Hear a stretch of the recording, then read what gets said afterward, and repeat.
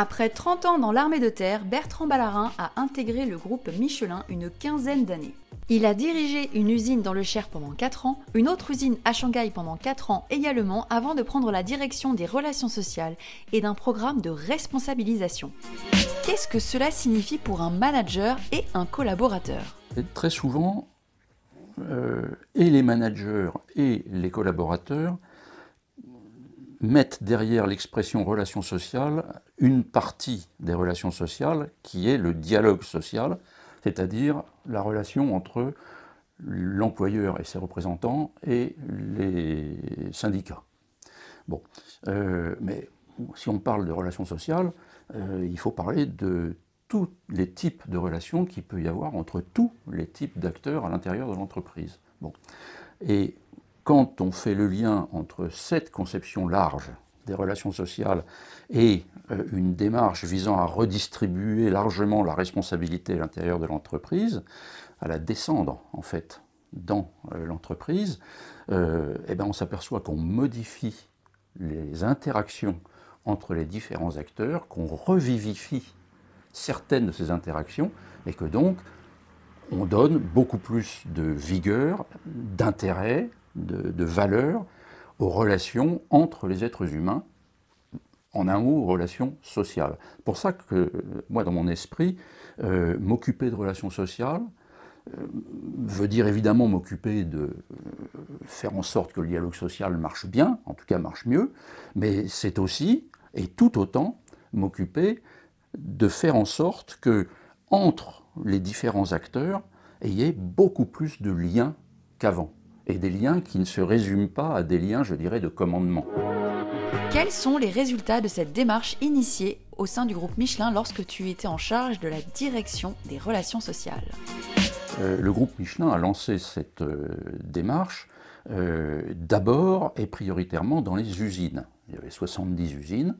Donc au début, mon travail, c'était de faire fonctionner autrement, de trouver une autre forme d'organisation du travail qui permettait, notamment dans les équipes de fabrication, donc des équipes d'ouvriers autour d'un agent de maîtrise, d'avoir beaucoup plus d'initiatives, de marge de manœuvre, de liberté de décision. Alors, les résultats ont été quand même assez extraordinaires et finalement assez rapidement assez extraordinaires. Quand on touche à l'être humain, ça ne se fait pas du jour au lendemain, mais quand on touche à cette matière-là, si j'ose dire, 3 ans, 4 ans, c'est très vite. C'est une chose que l'entreprise a du mal à comprendre, ça, parfois. Elle veut tellement aller toujours plus vite qu'elle a du mal à comprendre que quand on touche à l'être humain, il faut un petit peu de temps quand même. En 3-4 ans, qu'est-ce qu'on a vu ? Enfin, il faut mesurer ça dans 2 dimensions, si tu veux. La première dimension, c'est la dimension strictement professionnelle.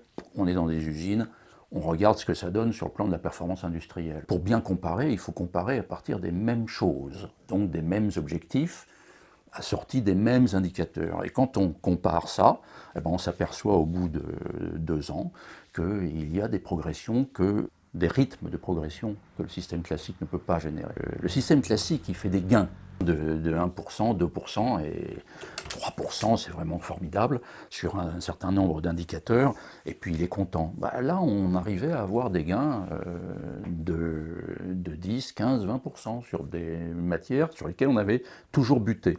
Donc c'était intéressant. Ça, c'est la première dimension. Puis il y a une deuxième dimension, qui est la dimension, je dirais, psychosociologique, c'est-à-dire comment les personnes se sentent dans leur travail. Est-ce qu'il y a une évolution dans la façon dont les gens se perçoivent au travail? Sont-ils satisfaits? Je ne parle pas de bonheur au travail, mais au moins de ne pas y être malheureux. Et là, on a des choses très commodes pour mesurer ça, ce qu'on appelle des enquêtes d'engagement, et qui mesurent les différentes dimensions de la satisfaction au travail. Alors au regard de la rémunération, au regard du management, au regard des relations avec les pairs, au regard de la confiance dans la direction de l'entreprise, enfin tu vois. Bon.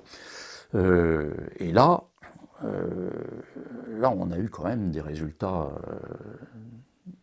qui peuvent faire réfléchir, puisque entre 2013 et 2016, donc 3 ans, ça va vite, on est passé d'un taux dit d'engagement dans la population ouvrière du groupe de 63% à un taux de 84% qui était supérieur à celui des cadres et des collaborateurs.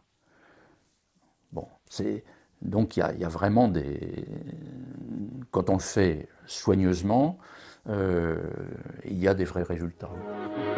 Que penses-tu de la qualité de vie au travail ? Je crois que c'est intéressant de rentrer dans cette question par mon expérience militaire. Parce qu'il y a une chose que cette expérience m'a fait connaître, dans ma chair, si je puis dire, c'est que on peut être dans des situations de très très très grand inconfort, physique et moral, mais notamment physique, et être en pleine forme psychologiquement. On peut être sous un stress terrible, sous une pression morale, qu'est-ce qui va m'arriver en 3 minutes, etc. Et en même temps, on peut être en très bonne forme psychologique en se disant ce que je fais est utile, ce que je fais est nécessaire, je le fais au milieu de gens en qui j'ai confiance, qui ont confiance en moi. Bon, toutes ces dimensions-là. Bon. Et il m'est arrivé de travailler dans des conditions extrêmement dégradées sur le plan matériel, comme je dis parfois assis sur une caisse de munitions, vide bien sûr,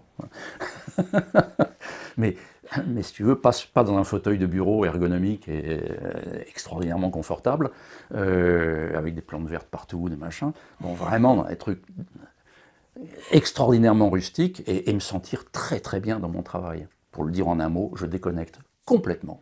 La satisfaction qu'on peut éprouver au travail, le sens qu'on peut lui donner, pour employer une expression actuelle, et le confort matériel dans lequel nous sommes placés en tant que salariés, employés, enfin ce que tu veux. Bon. Alors je ne dis pas que la qualité de vie au travail et les différentes mesures qu'on prend autour de cette thématique-là ne sont pas nécessaires. C'est important, c'est très bien, mais croire qu'on peut guérir un problème fondamental de relation de l'individu par rapport à son travail, pas ses conditions de travail, en travaillant exclusivement sur la qualité de vie au travail, ça, personnellement, je n'y crois pas. J'ai toujours pensé que la priorité numéro 1, et c'est celle que je me suis donnée, c'est de travailler non pas sur la qualité de vie au travail, mais sur la qualité du travail, qui est la dimension centrale de la qualité de vie au travail. C'est une partie de la qualité de vie au travail, mais c'est la partie fondamentale.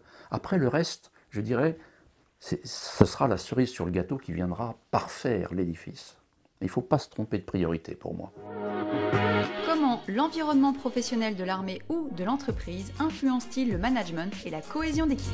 Je ne sais pas si je ferai une grande différence entre les deux univers. Je crois que la cohésion, c'est quelque chose qui ne se crée pas en marge de l'activité de travail à proprement parler. On a très souvent tendance à se dire, pour développer la cohérence, il faut créer des événements particuliers où on sort les gens de leur contexte de travail et puis on leur fait faire des activités particulières, différentes, et ils vont se découvrir les uns les autres, et puis après, quand ils vont revenir au boulot, ça ira beaucoup mieux, etc. Bon.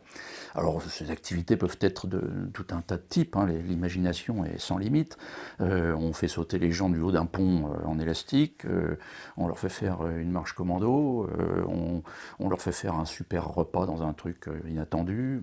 On peut inventer plein de choses. Là encore, je crois que ce n'est pas ça qui établira la cohésion là où, professionnellement, elle n'a pas pu s'établir. Bon. Cerise sur le gâteau, ça peut aider. Ça peut parfaire, ça peut donner une dimension symbolique à une cohésion qui existe déjà. Mais le cœur de la cohésion, c'est dans le travail qu'elle se crée. Et c'est dans la façon dont nous allons faire travailler les gens ensemble que nous allons créer la cohésion, comme elle se crée dans une équipe de sport collectif. Elle ne se crée pas en troisième mi-temps, elle se crée à l'entraînement, elle se crée pendant les matchs.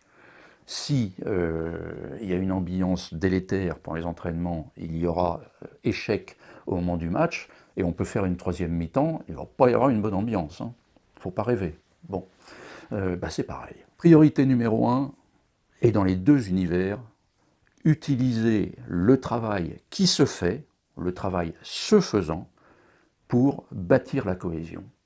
C'est la qualité du management.